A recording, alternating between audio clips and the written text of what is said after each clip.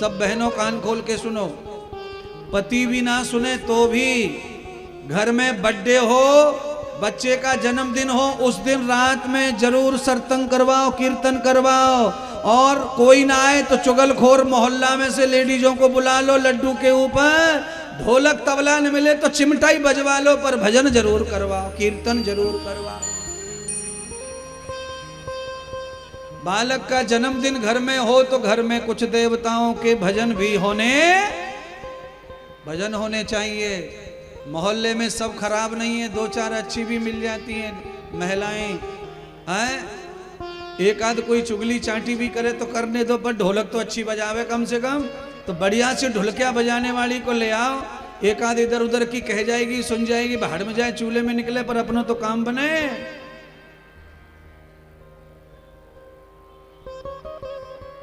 और बोझ बनी बैठी है बुढ़ी अम्मा घर में सबके ऊपर, इनको इकट्ठा कर लिया करो शाम को 5 बजे।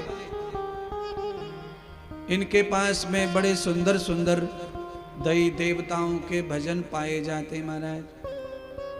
दादी नानी ये तो जन्मदिन में जरूर होनी चाहिए महाराज। अगर भूल से भी अपराध हो गया, दादी नानी को वृद्धाश्रम में जाना पड़ा है, उन्हें लेके आओ, मना के जन्मदिन घर पे लाओ, दादी के साथ मनाओ।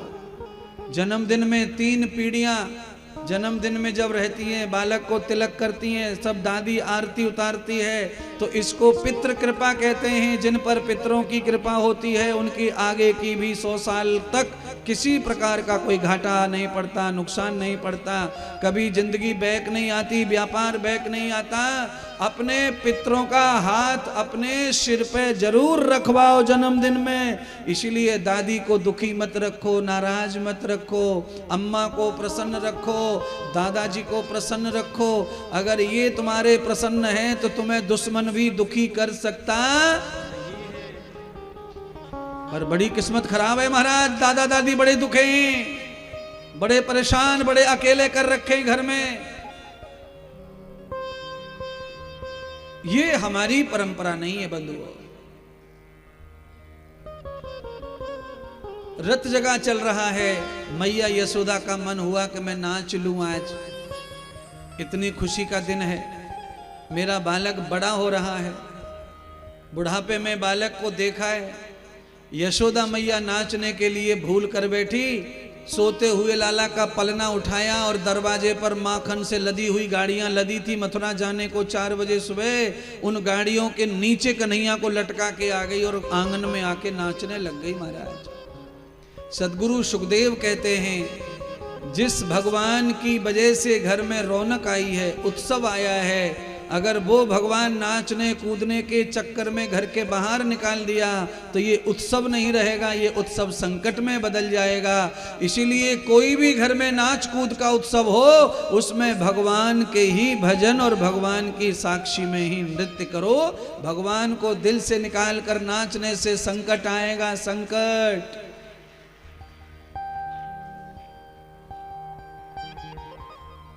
संकटासुर आ गया, पूतना का भाई, कौआ का भेष बनाकर आक्रमण कर दिया भगवान पे। भगवान तो भगवान है, लात मार दी, गाड़ी पलट दी बाबा की। संकटासुर भी छू हो गया। आवाज हुई, यशोदा मैया गोपियां सब भागी दरवाजे पर। देखा बालक तो पालने में पैर के अंगूठे को मुंह में चूस के पड़ा है, यहां सिर पड़ा है, यहां हाथ पड़े, ये कौन है? यशोदा घबरा गई, कहीं मेरे बालक का तो ये हाल नहीं हो गया, मैंने बड़ा अपराध कर दिया, इतनी बड़ी गलती, रात के अंधेरे में बच्चे को घर के बाहर ओटे पर, ये मेरी पहली भूल है, प्रभु माफ करना। आज भगवान तो बच गए। यशोदा मैया पश्चाताप करने लगी महाराज। गोपियों ने यशोदा मैया को उलाहने दिए और आज के बाद गोपियों ने निश्चय कर लिया कि हम पर्याय से नंबर बाई नंबर लाला के पालने के पास बैठी रहेंगी, अकेला कभी कन्हैया को नहीं छोड़ेंगी। आज मेरी ग्वालियर की माताओं आप भी सुन लो, बालक जब तक चलना फिरना बोलना आग पानी सांप बिच्छू को ना समझने लगे तब तक उसे कभी अकेला सोता हुआ भी नहीं छोड़ना चाहिए।